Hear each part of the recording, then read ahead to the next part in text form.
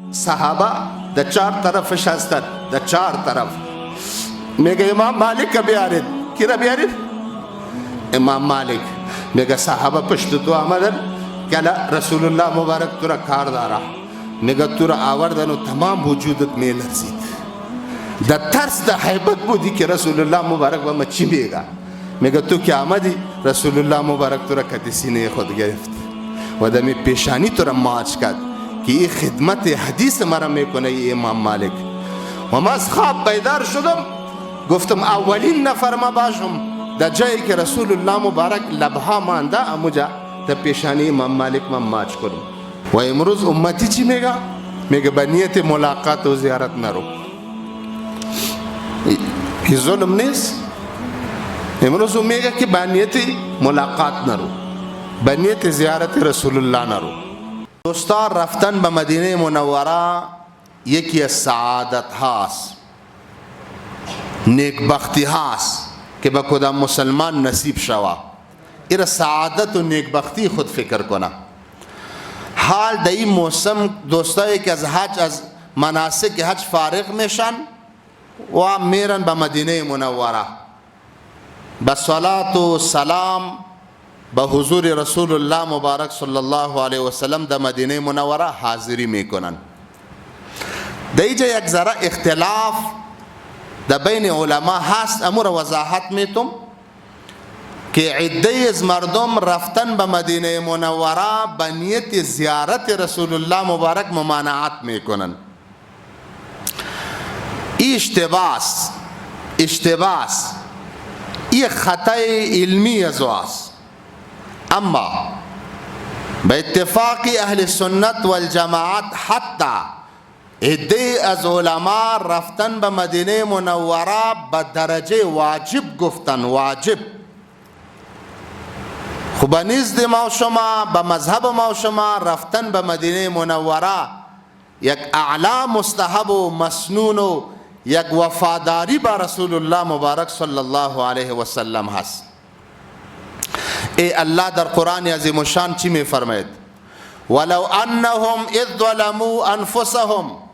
یا رسول الله اگر ای امت ای مردم سر خود گناه یک ظلم میکردن، یعنی یک گناه ازشان انجام داده میشه، جاؤوکا پیش تو می آمدن، فاستغفر الله یا خودشانم از الله مغفرت میخواستن، واستغفر لهم الرسول و خودت پیامبر هم بر اینها طلب مغفرت میکرد، لوجد الله تواب الرحیم، پروردگار را تواب قبول کننده توبه و ذات مهربان میافتن.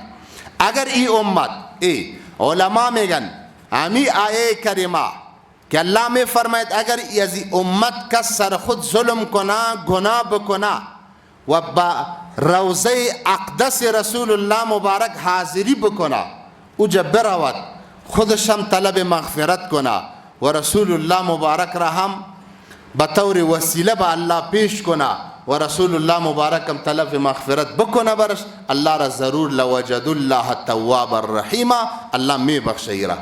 حافظ ابن کثیر تفسیر ابن کثیر معتمد تفسیر است. دیگر تفاسیر هم یک واقعه می آورند، معارف و دیگر تفسیر، خوی معتمد تفسیر است ابن کثیر. این می آورد محمد ابن عبیدالله العتبی یک شخصیت و یک بزرگ است. این میگه ما در روضه اقدس در داخل روضه رسول الله مبارک تکیه زده بودم، ناگهان یک نفر آمد بادیه نشین از اطراف، یک نفر آمد سر شتر خود سوار، شتر خود بیرون از روضه رسول الله مبارک استاد کرد، خودش داخل روضه شد، روبروی قبر اطهر رسول الله مبارک استاد شد. امی آیه را خواند، صدا کرد یا رسول الله، الله در حق تو گفته ولو انهم اذ ظلموا انفسهم جاؤوک فاستغفروا الله واستغفر لهم الرسول لوجد الله تواب الرحیم. گفت یا رسول الله، الله گفته و تو هم برش طلب مغفرت کنی، خودی شخص گناهگارم طلب مغفرت بکنه، ضرور الله را قبول کننده توبه و ذات مهربان میابا. حال یا رسول الله ما آمدیم پیش روضه اطهر تو، پیش روضه تو آمدیم و ما تو رو وسیله میگیرم، تو با از پروردگار به من مغفرت بخوای.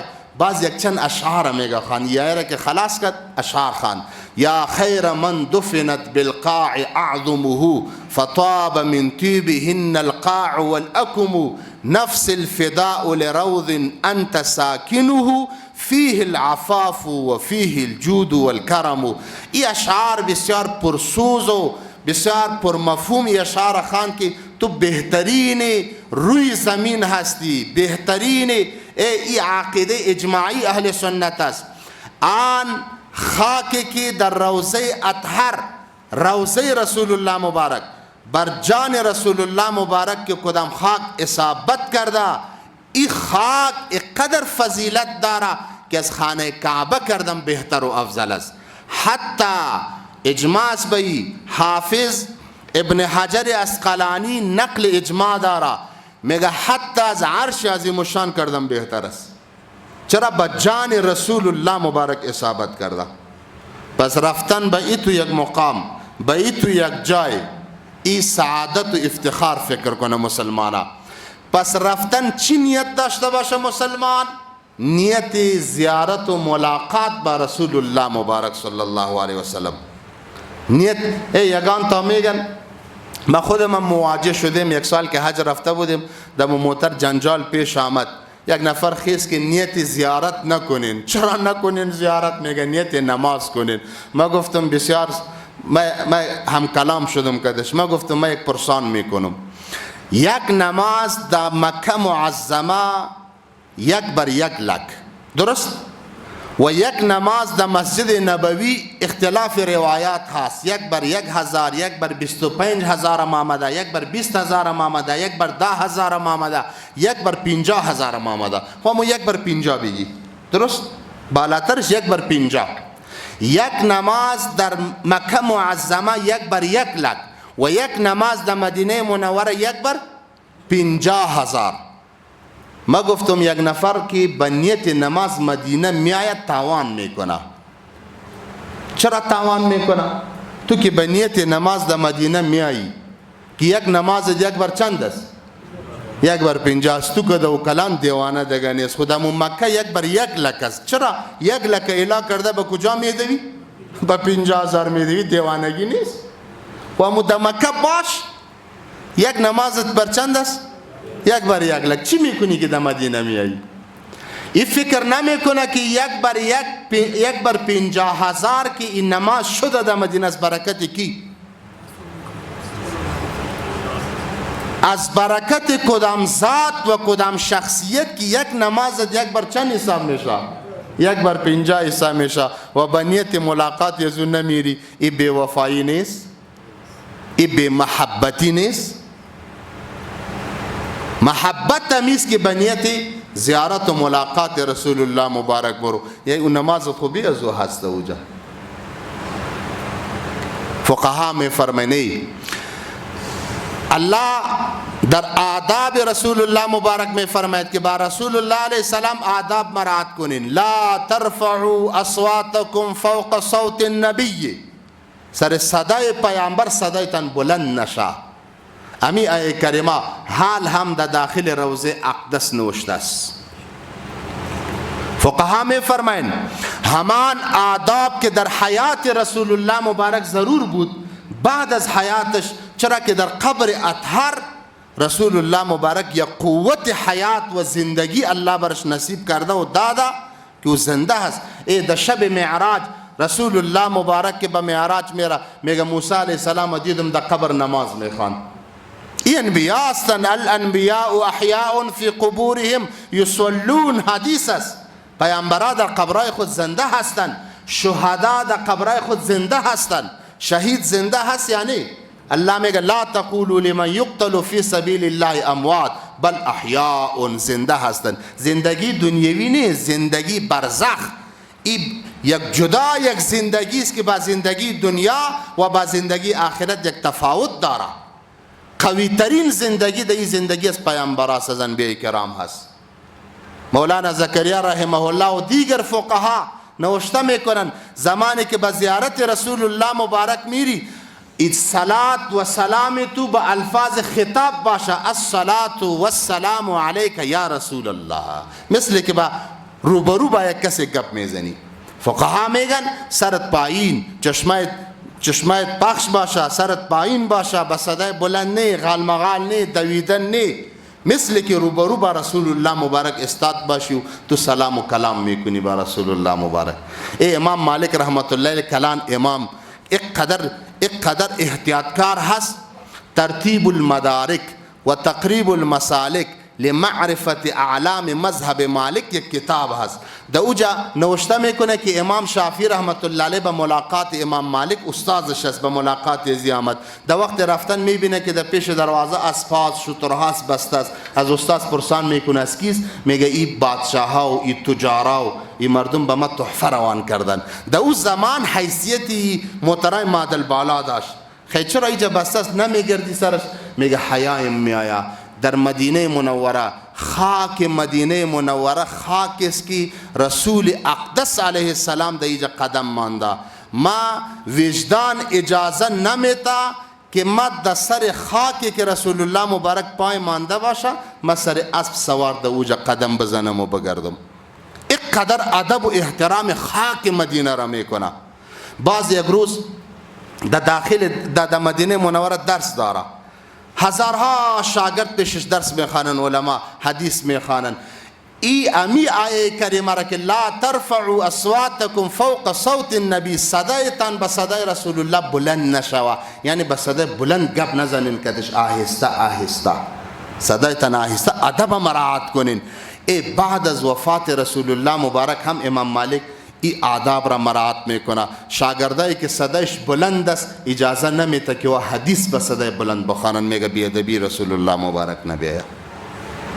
امی نتیجه امی آداب هست. یک روز در حلقه درس ششته در واقعات در حالات امام مالک سے می در حلقه درس است، یک نفر دویده آمد، قدم زده سر شانه ازی مردم، قدم زده آمد پیش امام مالک. امام مالک گفت استاد شو. امام مالک استاد شد، دمی پیشانی ماچش کرد. امام مالک حیران شد، برش میگه یک حالت تا میبینم که دویده سر شانه مردم پای زده آمدی، این خو ناروا است، بیادبی مردم است، غرور است، کبر است، توهین انسان هست. این حالت تا دیدم میبینم که دیوانه استی، اما دیوانه پیشانی علما را ماچ نمیکنه. این حالت تا به من معلوم میشه که چی استی؟ آدم هوشیار استی. چرا؟ این نفر برش میگه امام مالک دویده به خاطر آمدم، شب خواب دیدم، در خوابم رسول الله مبارک آمد، صحابه در چار طرفش هستند، در چار طرف. میگه امام مالک بیارید. کی را بیارید؟ امام مالک. میگه صحابه پشت تو آمدن که رسول الله مبارک تو را کار داره. میگه تو را آوردن و تمام وجودت میلرزید، در ترس در حیبت بودی که رسول الله مبارک با ما چی میگه. میگه تو که آمدی رسول الله مبارک تو را کتی سینه خود گرفت و دمی پیشانی تو را ماچ کرد که این خدمت حدیث مرا میکنه ای امام مالک. و ما از خواب بیدار شدم، گفتم اولین نفر ما باشم در جایی که رسول الله مبارک لبها مانده، اموجا در پیشانی امام مالک من ماچ کنم. امام مالک چی میگه؟ میگه تا حال نگفته بودم، قسم به ذات الله سالها میشه تمیم مدینه منوره که من درس حدیث دارم، هر شب رسول الله مبارک مرکت سینه خود میگیره و مرا ماچ میکنه. چرا؟ آداب داره، ادب. در حدیث صدای خود بلند نمیکنه که بیادبی رسول الله مبارک بشه. این محبت و عشق و ولوله بزرگا با امرای رسول الله مبارک و با همراه روضه رسول الله مبارک صلی الله علیه وسلم. و امروز امتی چی میگه؟ میگه به نیت ملاقات و زیارت نرو. این ظلم نیست؟ امروز میگه که به نیت ملاقات نرو، به نیت زیارت رسول الله نرو. بلال حبشی رضی الله عنه بعد از وفات رسول الله مبارک گفت ما اینجا زندگی کرده نمیتونم، در مدینه ما میرم. در زمان ابوبکر صدیق صاحب نمان اجازه نداد. در زمان عمر صاحب رفت به طرف شام به جهاد. عمر صاحب دوره داره سر ممالک شام میگرده، سفر داره. تمام صحابه با استقبال استاد هستند. در کنج میبینه که حضرت بلال هم استاد است، مؤذن رسول الله مبارک. عمر صاحب اجازه نداد، گو بلال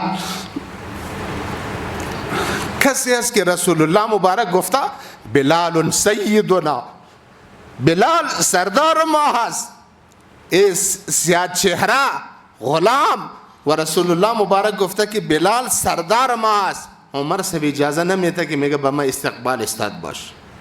حالا تو د استقبال استاد نشو. عمر صاحب برش میگه که بسیار بی‌وفاسی که رفتی دیگه نامدی.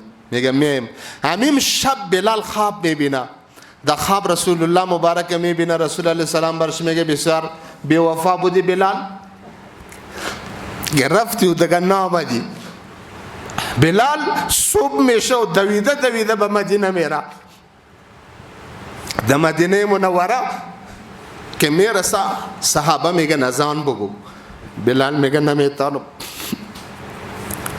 در زمانی که رسول الله مبارک حیات بود، یک چشمم نظرم به رسول الله مبارک میخورد و دیگه اذان میگفتم علی نمیتونم، طاقت ندارم که اذان بگویم. خو حسن و حسین رضی الله عنه بسیار برش محکم شدن. تاریخ بغدادی واقعا را میاره.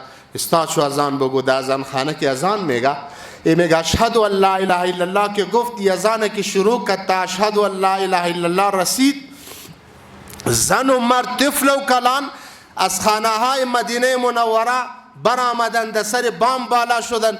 وقت و زمان حیات رسول الله مبارک در یادشان آمد. این صدای بلال ای تو انگاز حکت در مدینه مثل که فکر کردن صحابه که رسول الله مبارک زنده شده باشه. همه برآمدن.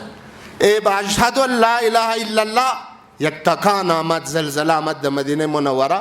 میگه اشهد ان محمد رسول الله که گفت از سر اذان خانه خودش افتید در زمین افتید و دیگه توانی اذان گفتن نداشت. بلال صحابی است، از شام به نیت ملاقات و زیارت کی میآید؟ رسول الله مبارک صلی الله علیه وسلم.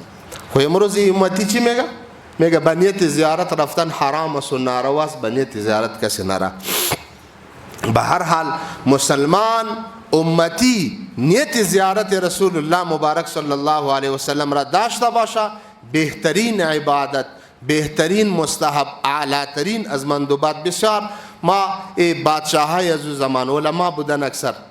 یک روز بادشاه المهند علی المفند روایت می آورد، واقعه می آورد. از امام مالک بادشاه پرسان کرد، گفت ما که به زیارت رسول الله مبارک میارم، رویم به سوی زیارت باشه و پشتم به سوی قبله باشه، یا رویم به سوی قبله باشه و پشتم به سوی زیارت رسول الله مبارک باشه؟ امام مالک بزرگ زمانه هست، او چی میگه برش؟ امام مالک برش میگه چطور از همون ذاتی که وسیله تو وسیله پدر تو هست، رسول الله مبارک از او چه رقم روی دور میتی؟ رویت بسوی رسول الله مبارک باشه و پشتت بسوی چی باشه؟ قبله باشه. اینقدر فضیلت و اینقدر برتری داره. پروردگار جل و علا به همه ما شما نصیب بگرداند. الله زیارت حرمین به همه ما، محبت رسول الله مبارک الله در دل و دماغ ما جاگزین بگرداند و الله نصیب بگرداند. درود بفرستین. اللهم صل علی محمد.